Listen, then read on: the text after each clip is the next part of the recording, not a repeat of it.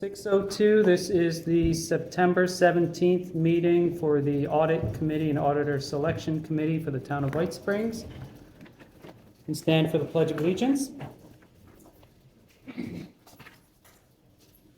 Pledge of allegiance To the flag of the United States of America and to the republic for which it stands, one nation, under God, indivisible, with liberty and justice for all. Okay, roll call. Committee Member Gay, Here. Committee Member Fauchcourt, Here. and Committee Member Gansby is here. Do we have any additions, deletions, or amendments to the agenda? I have none. I don't have any. I also don't have any. So we can move to citizens from the floor. Does anybody have anything they'd like to say?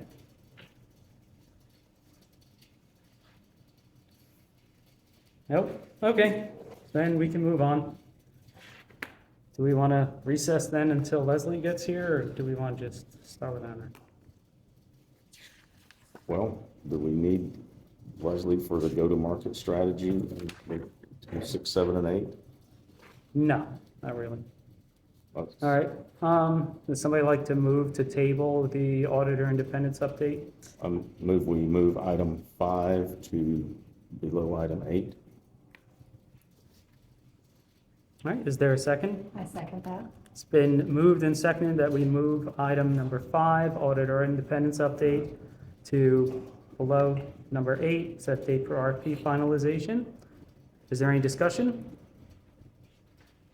With no discussion, let's take this to a vote. All in favor say aye. Aye. All opposed say nay. Ayes have it. The motion carries with 3 yeses and 0 nos. All right. Go-to-market strategy. So how do we want to disseminate this RFP that we have before us? Mr. Chairman, if I may, You may. I suggest that we make some personal phone calls to local firms. I've already spoken with some firms that have expressed interest. 1. Number 2, the town website for sure. And the newspaper, what does the town use as its paper of record? We used the Riverbend News. Rubber banded in for the legal stuff we put in Lake City. I mean, we'll put in both if it don't hurt. So those are 3 methods, and the newspaper is the one that's required by statute, so. Do we want to go online, try Demand Base? It's an online procurement portal for public sector. Sure, if you know how to do it. FLC?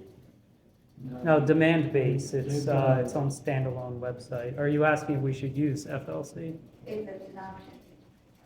You know, we can look into it. I don't know if the Florida League of Cities actually has this kind of procurement process there. I know they do like town managers and they do other stuff.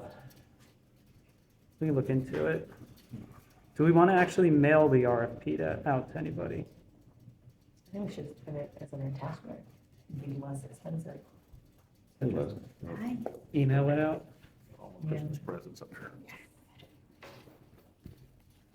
We will have to find a list of email contacts somewhere. Do we want to just all around and, Is there a way to put it on the town website? I'll- They can download it? oh, yeah, if there's a place for RFPs on the town website. I have some email addresses I will submit. Are you going to be the controller of the email out? It should come from so they did set me up with an actual town email address. So I managed to break it immediately by setting a new password that never auto-saves, so I gotta fix that, but, Well, I will supply you with some email addresses that I've acquired. okay, you can email them to the email you've been sending stuff to. Yeah. And once I get up and running on that email address, I will send out the RFPs on that.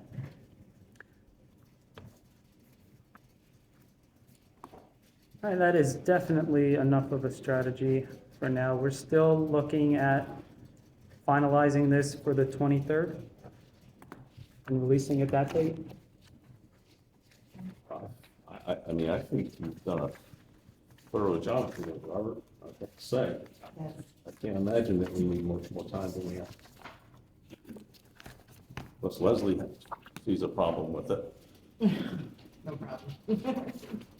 Very thorough.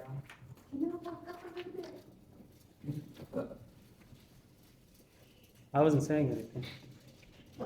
I said I wasn't saying anything. Are these on? We'll see, I didn't turn it on, but you gotta get close to it to be able to come up here. All right, so to recap, Scott will be making some personal calls to local firms. We're going to put it on our town website. We will submit to the Riverbend News and the Lake City Reporter. I assume that's just going to be in a little ad thing to get it on our website. I will look into demand base and what it takes to submit it there. We'll look into the Florida League of Cities, and we will use my town account to email out the RFP to interested parties. Our release date will be the 23rd, and that's probably good enough for a go-to-market strategy.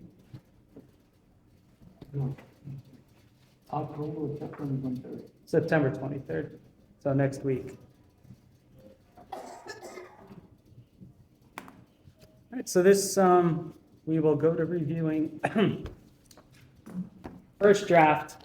I did contact Leslie and got some of those legal questions answered. So first and foremost, I did break the formatting somehow, and I put these on the front page, and I only noticed after I printed, but this will be gone, the header and the footer with the page number, so I'll make sure I remove that. I did update table of contents with pagination. Everything should be filled in content-wise. We should go over it, make sure there's no mistakes. I would like us to set a meeting just on the 22nd to do a final green light. We'll do that next item. As far as missing content, I only have one thing missing right now. And it's, probably I'm gonna just punt it to Leslie because it's very vague. What is that? What's missing? And I needed probably a better explanation of who was who on that one. It's on page 24. Item 12, additional laws and regulations. And the entire guidance from the GFOA handbook is the entity be aware of and include any specific language required by law or regulations.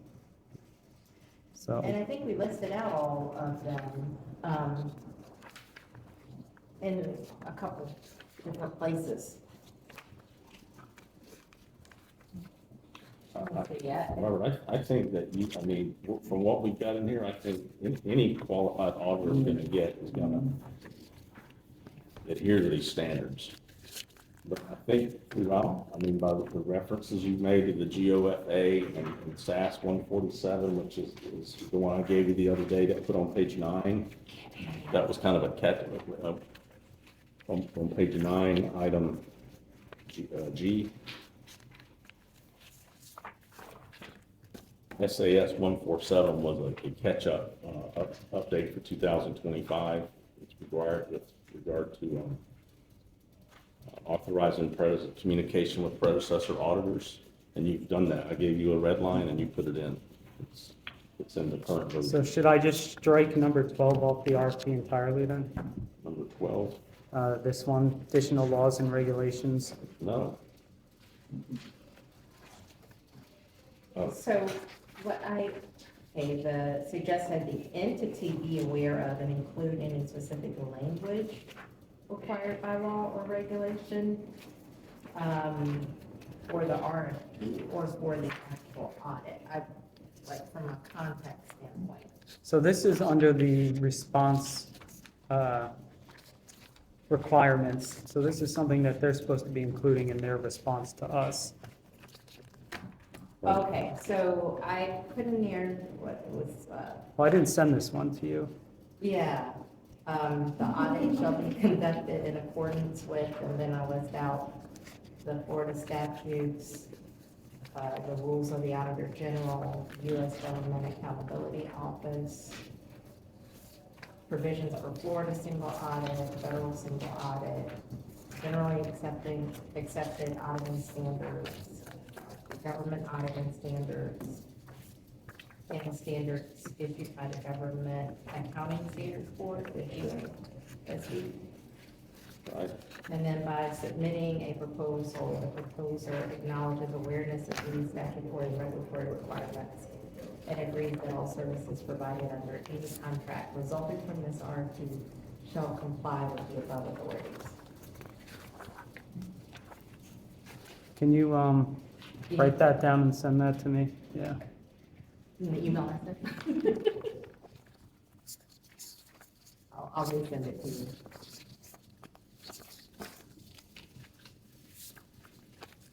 So I should have that answered then. That sounds exhaustive, so that sounds good to me.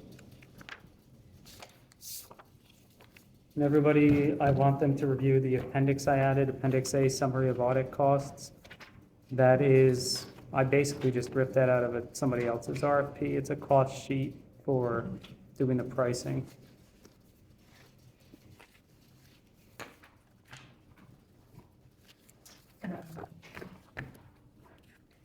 This, the last page of the RFP document, page 27.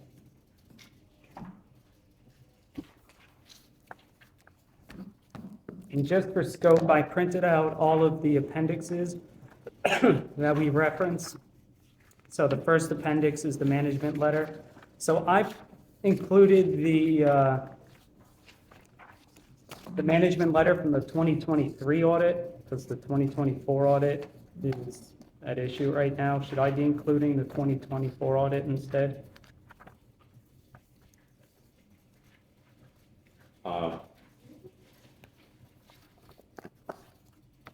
I would say, well, what we're doing here is providing information to the next auditor, whoever it is, so I don't think it hurts to put the 24 letter in there, because it's information.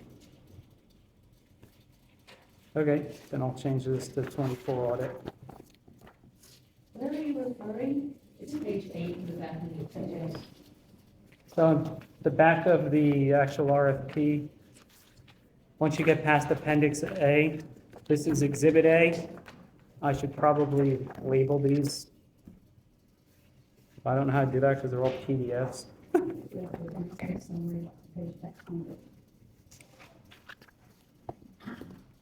So it starts with Town of White Springs, Florida Management Discussion and Analysis.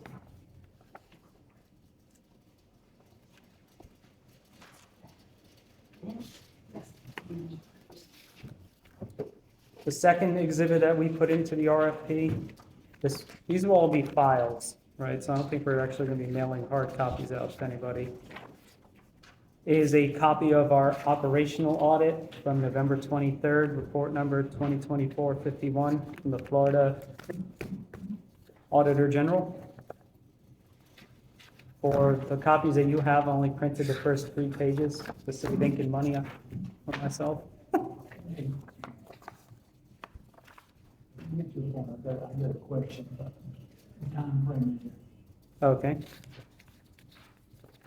If we may determine on page 7, proposal should contain a total audit fees applied for each of the 3 years, either 26, 25, 26, or 20.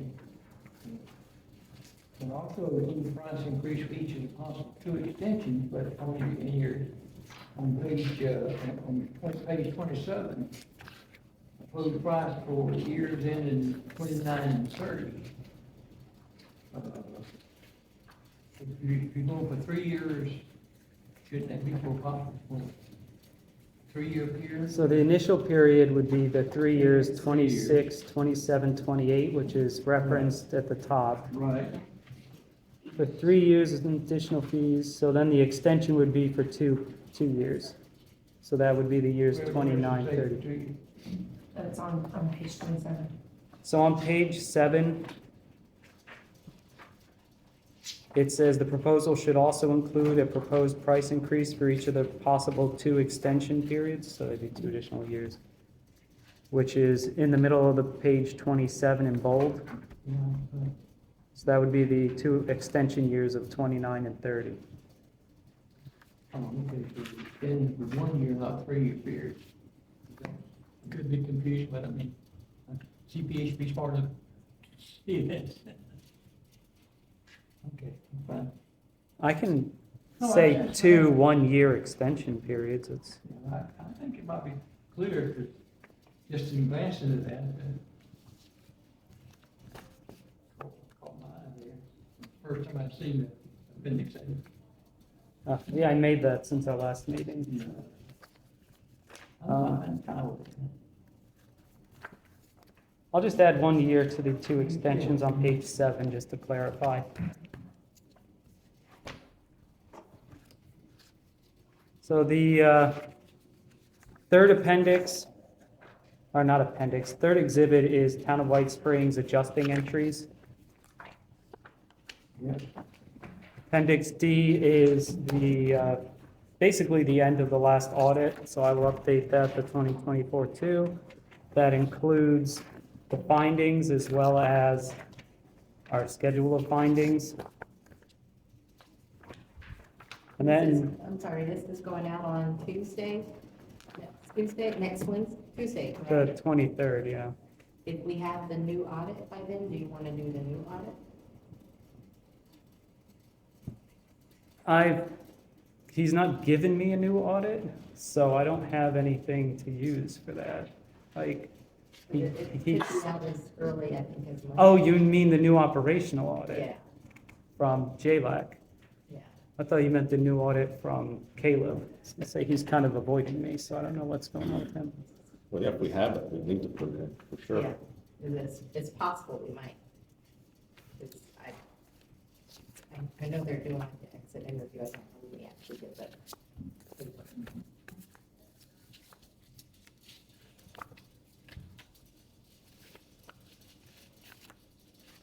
So can you do a contingency?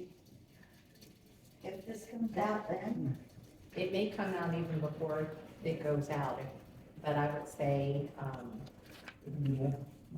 get any interest from people, certainly. Make them aware of it. It's Tuesday, right? We can't even meet on Monday because I'm not around. I Would- mean, you can, I guess, decide if you wanna, if it's available, or if it's received by the town on Monday, then include the new one. We could also just push the release date out a week, see if it comes in. I think we need to get it, I think we need to get our proposal out. I mean, we can always supplement and make them aware, but don't hold anything up. Just make a note of that, what you're waiting on. Mm-hmm.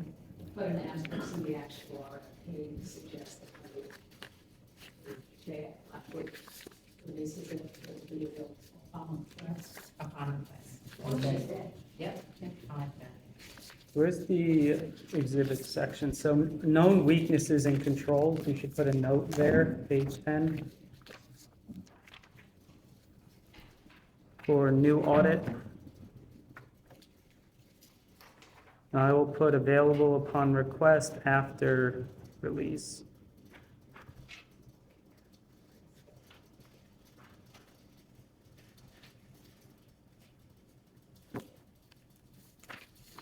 And we will leave it at that.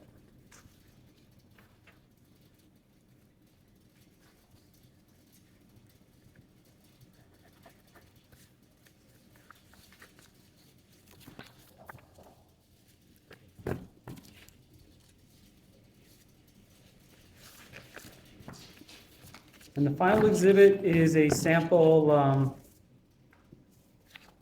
management representation letter. It's the one that Lee executed with the previous auditor. And that is the entire RFP. So I'd like to ask everybody to get in any changes you need or problems you see by Sunday, so I can get everything set up. about we send you an email that says we don't have any changes, just so you're not left hanging? Yes, please do that too.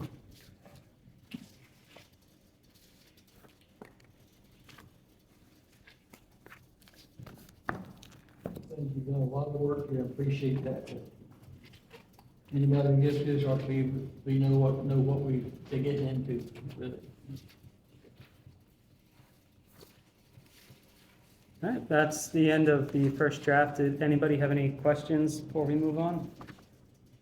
Scott? No, sir, I'm good. Gretchen?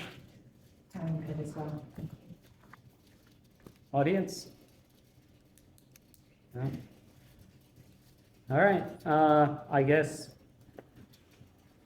we set a date for the RFP finalization, so get everything to me by Sunday, and we'll be prepared for a release on the 23rd.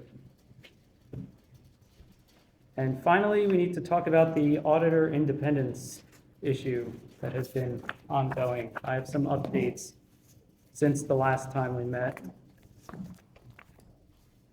So I did contact the Florida Institute of Certified Public Accountants to ask about peer review, see if we can find somebody who can review our issues right now and come to a determination if there is an issue with independence.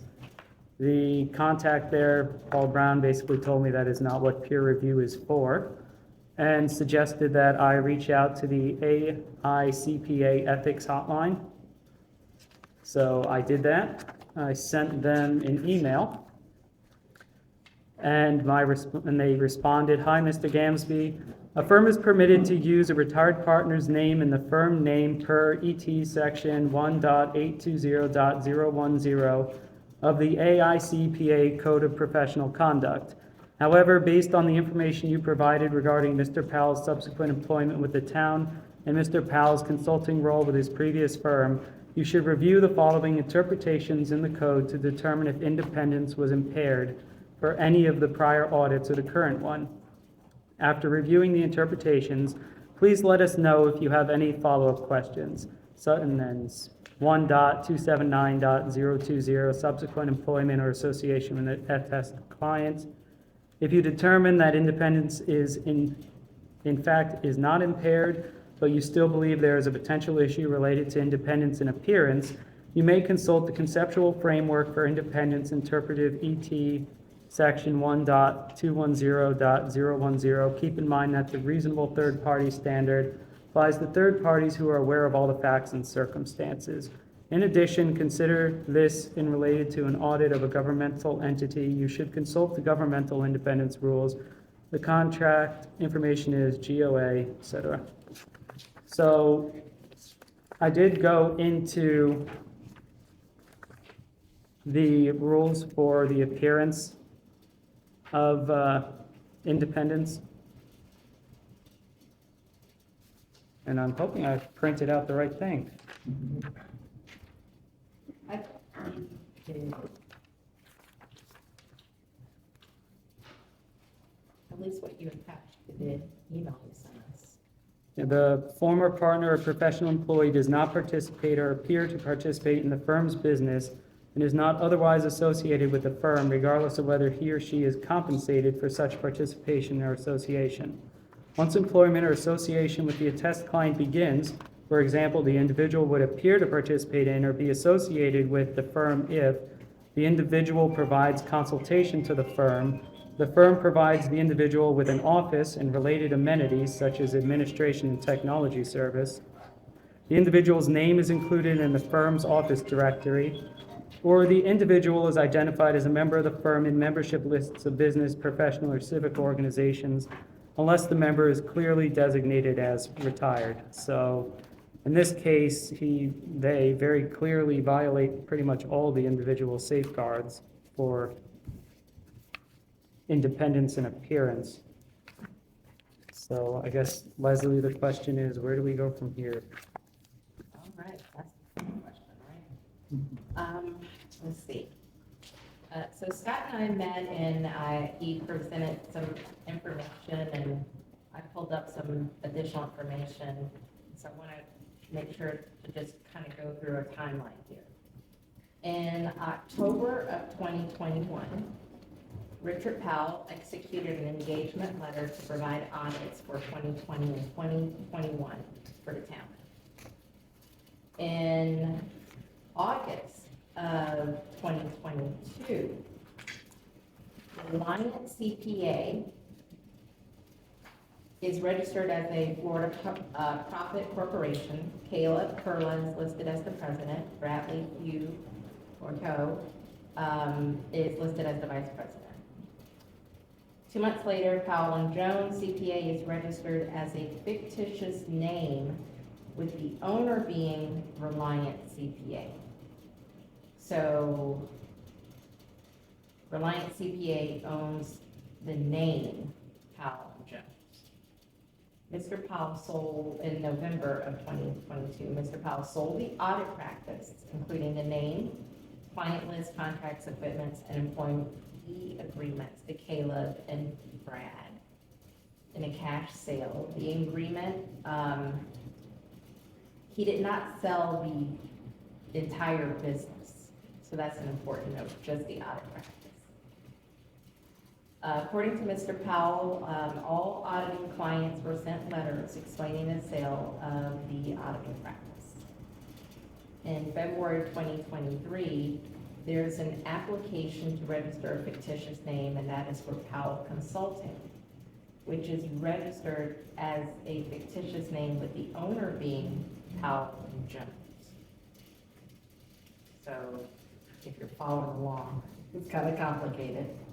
But you have Reliant is using Powell and Jones as a fictitious name, and Powell and Jones is using Powell Consulting as a fictitious name. So Powell Consulting is part of Reliant, which is who did the actual audit? Not necessarily. I mean, somebody could maybe come to that conclusion, but Powell Consulting is the fictitious name with the owner being Powell and Jones. Powell Consulting then becomes the financial consultant for the town. In September of 2023, Powell and Jones CPA's contract with the town is extended for 2022, 2023, and 2024. With or without an audit selection committee? That was without. So the audit for 2022 is completed in 2023. In the prior audit for 2021, Mr. Powell's name is signed on for Powell and Jones. For the audits for 2022, 2023, it's just signed Powell and Jones. You don't have like an individual person's name. In October of 2024, Mr. Powell files an application for registration of fictitious name for Powell and Jones, correcting the owner's name to Powell and Jones CPA PA, which is just from CPA to adding the PA. Who did that? Mr. Powell. Richard Powell did that? Richard Powell.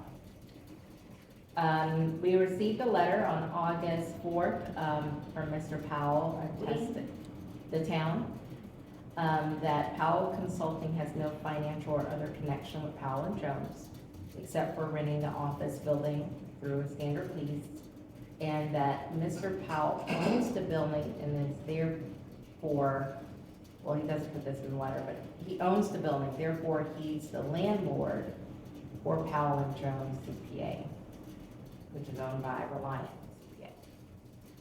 CPA. Throughout this time, from its filing in 1997, Mr. Powell was listed as the president, incorporator, director, and registered agent for Powell and Jones CPA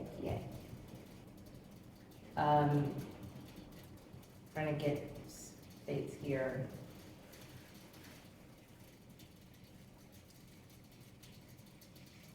We don't have any engagement letter or received for 2021. And the audits for 2022, 2023, and 2024, I believe, or extended without new engagement letters. Is that Is accurate? that legal by statute?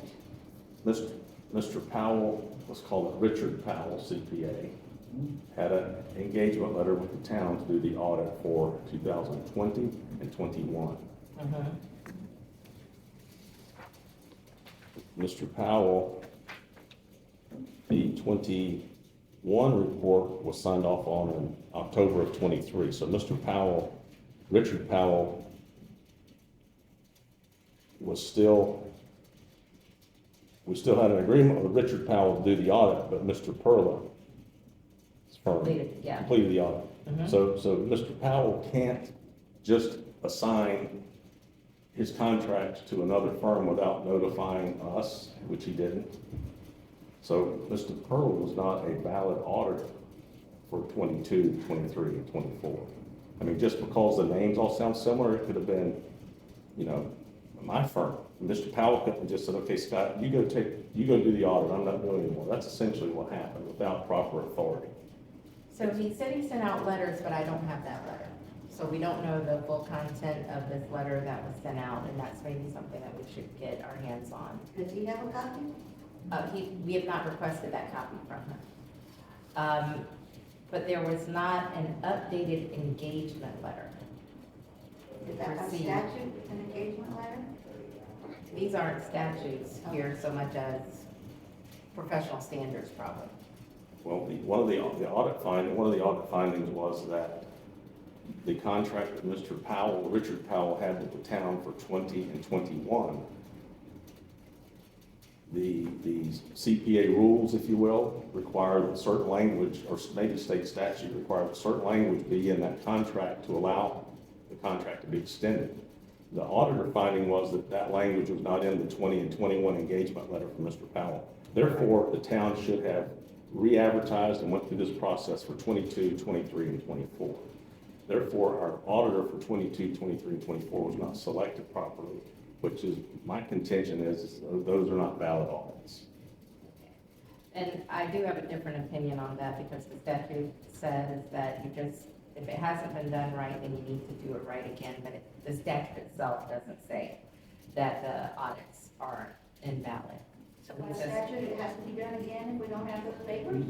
no, meaning the next time that once you realize you didn't do it correctly, you need to do it correctly for future audits. So, all the different laws we've gone over, it requires each municipality to have an annual financial audit conducted by an independent certified public accountant retained by the legislative body. They must comply with the AICPA Code of Professional Conduct, which states a member in public practice shall be independent in the performance of professional services as required by standards promulgated by bodies designated by the AICPA Council. There are different government auditing standards. In all matters related to the audit work, the audit organization and individual auditor must be independent. Independent comprises independence of mind and independence in appearance. The auditor should avoid situations that could lead reasonable and informed third parties to conclude that the auditor's integrity, objectivity, or professional skepticism has been compromised. And then there's also provisions providing certain non-audit services to an audited entity, including preparing audit accounting records or performing management functions, impairs independence. And that's from the government auditing standards. So this is the part here about third party, and I can't make a decision on this on my own, but it is the standard that was read by Robert. If a third party, from an appearance standpoint, with knowing all of the facts available, can state whether or not there has been a lack of independence in appearance, then it is not an independent audit. If it is determined that the audit was not independent, then we would need to reach out to the auditors who perform those audits put their carrier on notice and potentially look at the impairment that they have given to the town and what that would maybe cost us as a town to have those audits redone, or what would need to be redone to make those audits meet the statutory standard of being independent audits. I'm aware, and I'm sure you've talked to the Auditor General's office when they came out, that they're aware of these issues. Like Walt Cunningham and those guys, have talked to them about the independence issue. I've made as many people as I know of aware that we didn't have, that I thought we had an auditor independence problem for Right. 3 years. The question, what you just said, it sounds like that we need to throw this back on Powell and Jones as an auditor to say, how do you fix this? Is that right? That would be, well, the start would be to put them on notice that there appears to be an independence impairment, if that's the decision that the council decides. I thought that was done. No, the council would need to make that decision. Okay. I wouldn't do that, not without the okay. So that has not been done by the council? No. Okay. No, we And- just did research. Yeah. We just did research. We've been researching this issue. And so, it'll be also interesting to see, because I know the Auditor General is aware of this issue. And one of the items that they're looking for is whether or not the town has completed independent audits for those years. So it'll be interesting to see if they have a finding as to whether or not we have or have not done that with all of the necessary facts that are available. So that's one thing I think that I would recommend the town find out, and then see what you want to do from there for the council. What does the town try to find out? Does the Auditor General's office accept the audits that were completed as being independent audits, meeting the requirement, the statutory requirement, The the ones that are done? Yeah. Knowing that the final, or the conference is coming up soon, I would strongly suggest that we see what the findings are in the Auditor General's report before you jump off in any tangent here. And based on what they say, because make a determination, comparing everything together, apples and apples, and see where we're at. But Right. I wouldn't make any decision to jump off tonight to notify anybody of anything, because we know that the report is coming out soon. Yeah. So that would be my recommendation as well. We need to see what the Auditor General's office is saying. My understanding is that they are fully aware of the issues and the concerns. And this is something that we could also reaffirm during the exit interview. Let's say if they determine that those audits are accepted, we can confirm whether or not did you take into consideration these issues. There was one other, and I don't know, because I think we looked into that, about having someone review the audits that were done. I don't know if that would be less expensive than redoing the audits. Sure, that could be part of the claim if we have to pay someone to redo the audits, but we're also going to deal with the internal staff of having to compile years and years of information.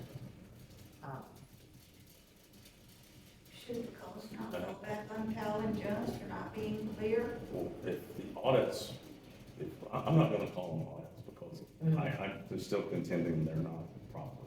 And because I spoke to, and I'll tell you what, I spoke to a former auditor of the town this week, and he said if there are no management representation letters, which we have 2 years of 22 and 23, which there are no executed management representation letters, Mr. Garner can't find them, and Mr. Perlow has not supplied them to me since almost 2 months now. So if there's no executed management representation letters, it's possible that we don't have an audit for 22 and 23. You can't, just because looks like this doesn't mean it's an audit. So the state though, we need to check and see if the state has those letters. Do we know if the state has them? Because I can tell you, if the Auditor General's office does not have those statements, I'm pretty certain they will say the same thing. But if they do have them, it just could be that the record keeping, no one can find it here, and we know Mr. Perla just hasn't looked for them. So it could be that they're with the state. Well, if they show up now, it's gonna be awful suspicious. No, I'm saying, no, because I don't think that's necessarily suspicious. If, however, the audits were submitted to the state, if they were submitted with those letters. They weren't. That's a part of the auditor's file. That's not something that would go to the state. And the way But this works this is. one did, this year, they have the one from this year. Well, I mean, Three who days sent it by the to? 30th. Yeah. Get submitted. Because they've acknowledged that they have the one for 2024, They have. they did have that letter. So You're it's saying they possible. have the audit report or the management representation letter? The management representation letter, they, Copy was in here. right, so. That's because it was in the report. It was submitted before the by the 30th. But, so the one that you executed Mhm. was in the report that Mr. Perla posted on the website. The Auditor General does not accept the reports. They have a website and you post it. The responsibility for the audit is on the town administration and the town government. That's who's responsible for making sure the audit's done properly, not the Auditor General. So, but I'm just saying that I spoke with a CPA that does government audits regularly, and he said without the executed management representation letter, you don't have an audit. Yeah, In the circumstance where you executed the management representation letter in April, when the entire other staff is going to go, now Right. that's possible, but there's a lot of extra work and a lot of, that would have to be really noted in the letters to make the user of the financial statement aware of that you really weren't here, but you're attesting to things that you really weren't here for. But mechanically, you are now the new person, so that would require a lot of documentation on the auditor's part. Best of my knowledge. right. So But- what I'm saying is whatever the state has, the state has. So if they somehow have the management representation letter, no one here slipped it into their files. So That's all I'm that- saying. I would agree with Yeah. that, but if it shows up under the door tomorrow morning. No, yeah, no, we're not But- talking I'll about print them off tonight. But that, so all this shouldn't preclude us from sending out the RFP, is that what you're Well, suggesting? I don't think so. that. Oh, no, Okay. yeah, no, I think the RFP goes I out. think RFP is good. And like somebody like I said, make an addendum somewhere on there. Could be some additional information. Okay. Could be. Yeah. So you said a lot, so boil that down to two or three sentences. 2 or 3 sentences. One, I would like to see what the Auditor General's office says. They have been made aware of this issue. They may tell us, we don't get involved in that, or they may tell us, we looked into it and we accept these audits as fulfilling your statutory obligation. And that doesn't mean that's the end of the story, it just means that's additional information that the council needs to consider. If there is a determination that by the council that they want to, that there has not been independence, then a couple different options. One, redoing all the audits. What I don't know is if there's some means of having the audits reviewed as opposed to starting from scratch. But to have someone independent actually review the work that was done. I think that would probably cost us. And we could maybe find some people who do peer review, like for governmental audits, somebody who's highly respected to do that type of work. That would probably cost less. It would probably be less manpower for, we don't have a whole lot of staff to pull this stuff together. And so those are some different options that we can look at. I think if Auditor General comes back and says, things are not right and need to be redone, and that's when we need to do Right. due diligence to go to file on them from day one and say, hey, we sure errors and omission and. Yep. Well, we still don't have a properly selected auditor for 22, 23, and 24. That person was arbitrarily chosen. So the citizens, our lenders have not had an audit that has been done the way they should expect by state statute. To me, that's a problem for our town council too. They have to decide that, they're the responsible party. That part, let me pull that statute up and I'll read that language, because I know we've gone through that a couple different times and what it says. And again, remember, the Auditor General knows that. They know that that is the case, so that's also something that they could come back and say, hey, by the way, you know, this is probably, let me pull up the statute, because it's right at the end. So I sent an email to JLAC, what was it, 6 weeks ago, 8 weeks ago, and they said they don't comment on like if it's substantial, they'll just comment on form, does it look right? So are we anticipating they're gonna come back and say more than just what they told me already? Well, one of the things they said they looked for was the management representation letter. So if they have audits without management representation letters, then they'll let us know that it doesn't check out. At least for that part. Like if they don't have them, because that's what they told us, they would not accept the audit without the management representation letters. So that's one thing that we'll know. So this is what the statute says. If the entity fails to select the auditor in accordance with the requirements of subsections 3 through 6, which is what we're doing now, the entity must again perform the auditor selection process in accordance with this section to select an auditor to conduct audits for subsequent fiscal years. So the concept is, let's say if you had a 3-year contract with someone who didn't go through the process, and you would need to then, you wouldn't be able to just continue using them. You would need to stop right then and there, go through the selection process for subsequent fiscal years. That word subsequent, I think is, you know, they're not saying you have to redo the audits. So my problem is that when this Auditor General report came out, when the Auditor General report came out in October of 23, finding 16 was there for everyone to read, including Mr. Powell. If Mr. Powell would have raised his hand at that time and said, look, I sold my firm, it's now Perla's firm, but he didn't. And after I questioned it multiple times in here and in public, we didn't know that until we formed this committee, essentially. So they were not forthcoming at all. And even Mr. Perla, one time, when he was here presenting the initial, he made allusion to, well, I bought Mr. Powell's business, but we didn't really advertise it wasn't Mr. Powell anymore, is essentially what he said.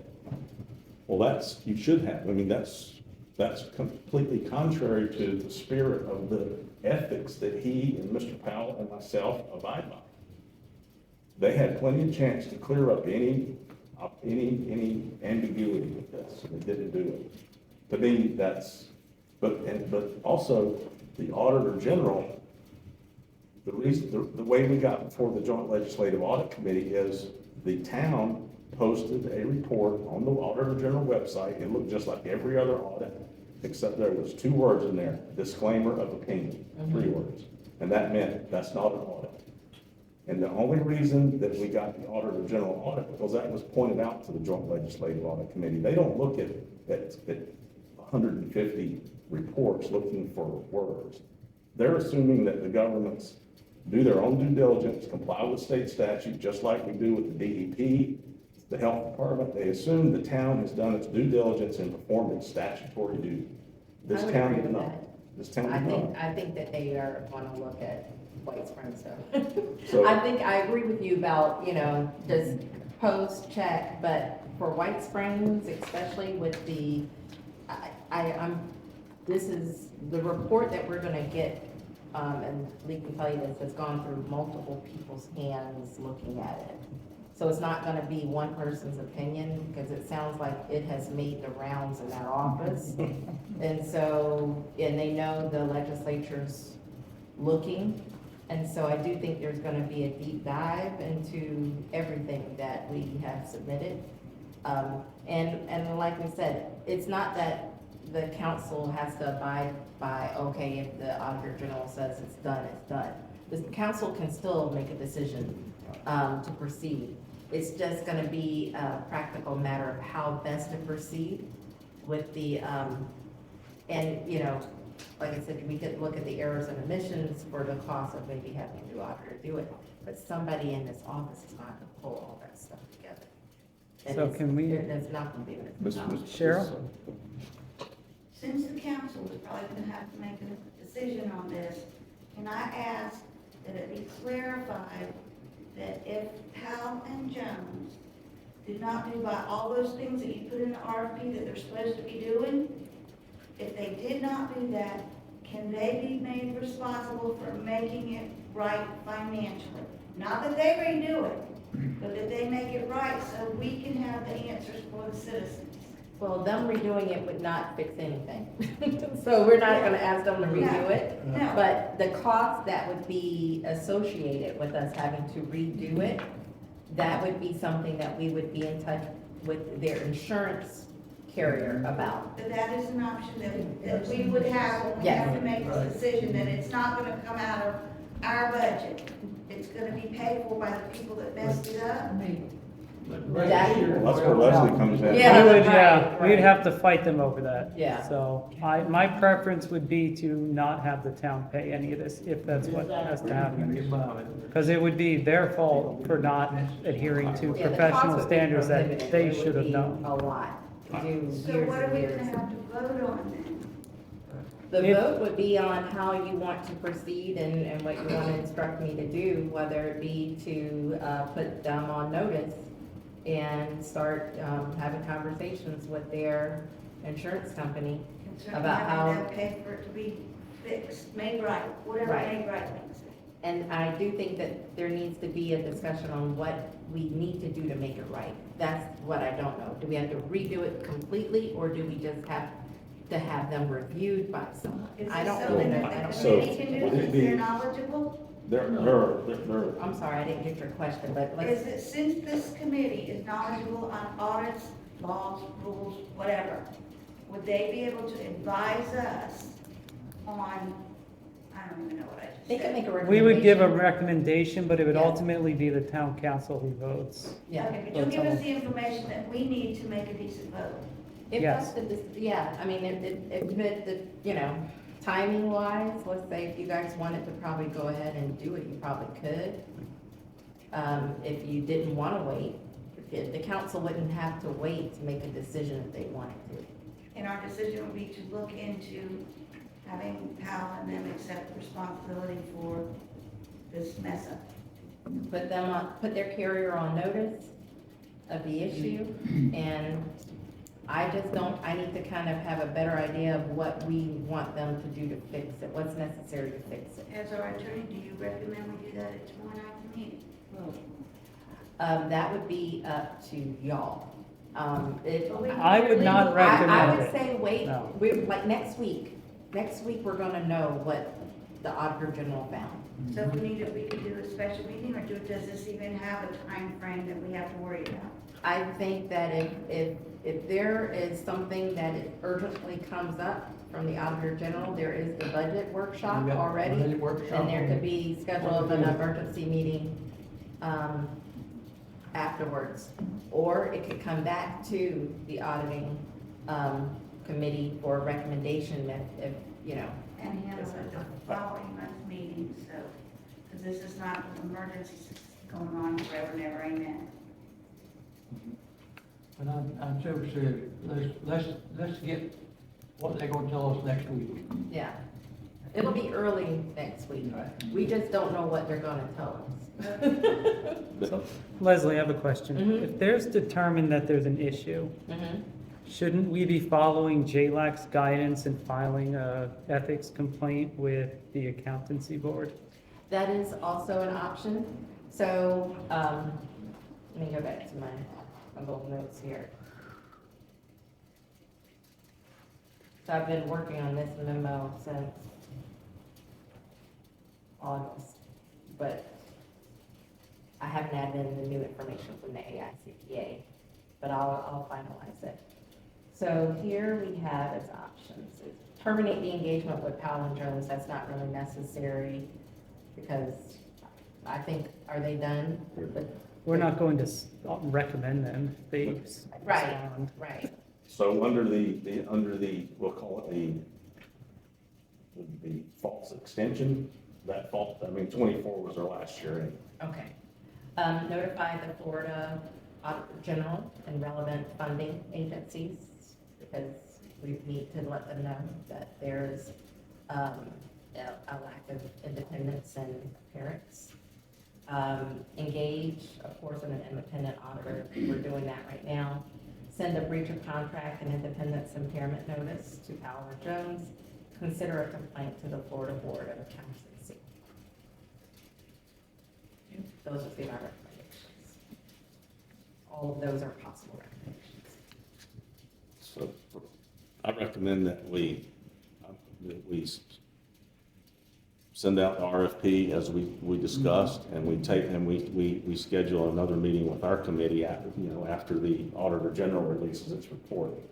And there's really nothing we can do unless it's right, I think. And I feel they'll have a lot of recommendations. Right, We and need you're to- right, and that I think is, so I'm gonna be on the call so that I could, hopefully, if I need to fine tune what they're asking us to do, I can do that. It's, of course, the things that we'll need to be prepared for is if we go down this road, we're gonna need somebody to handle our finances. Because I'm pretty sure Mr. Powell will be leaving, so we need to be prepared for that. Those are just things that, I took Mr. Powell's scope of work, it's in his $3,500 a month proposal.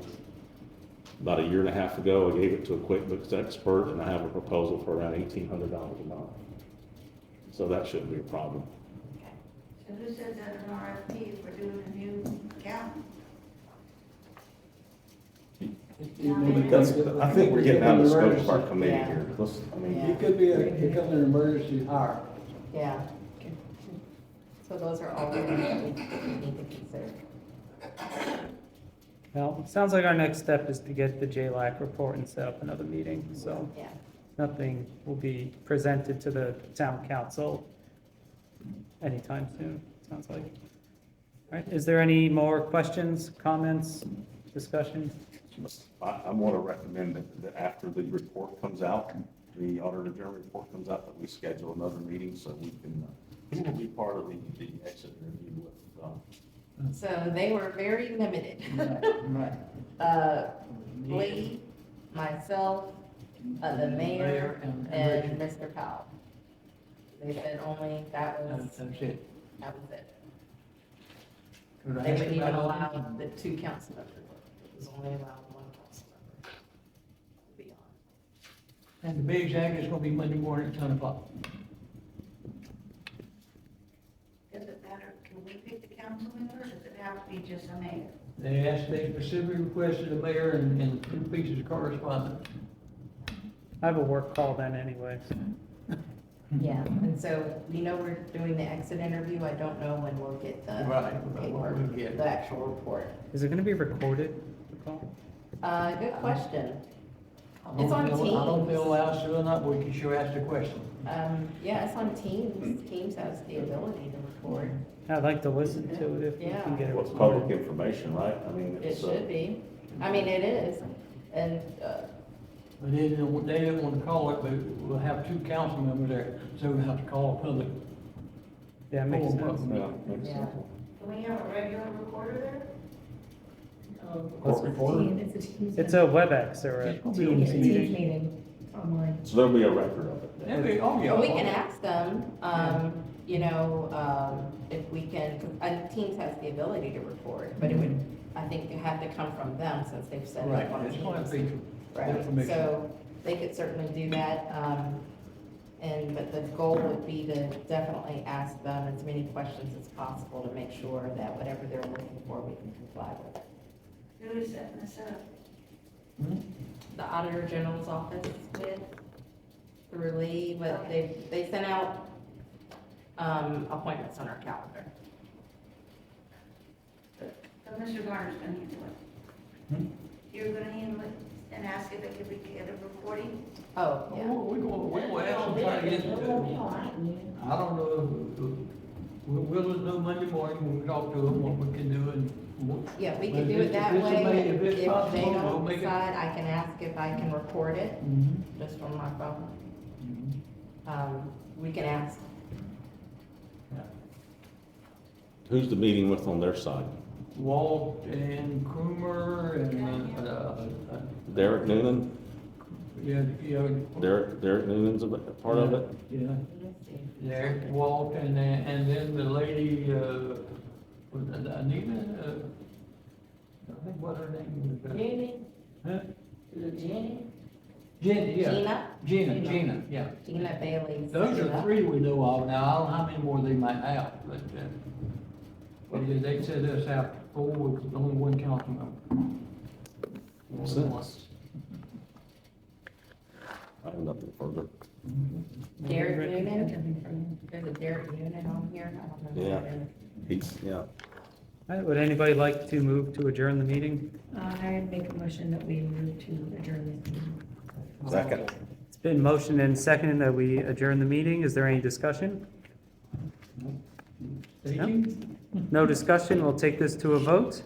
All in favor of adjourning the meeting, say aye. Aye. All opposed, say no. The motion carries with 3 yeses and 0 nos. The time is 7:04.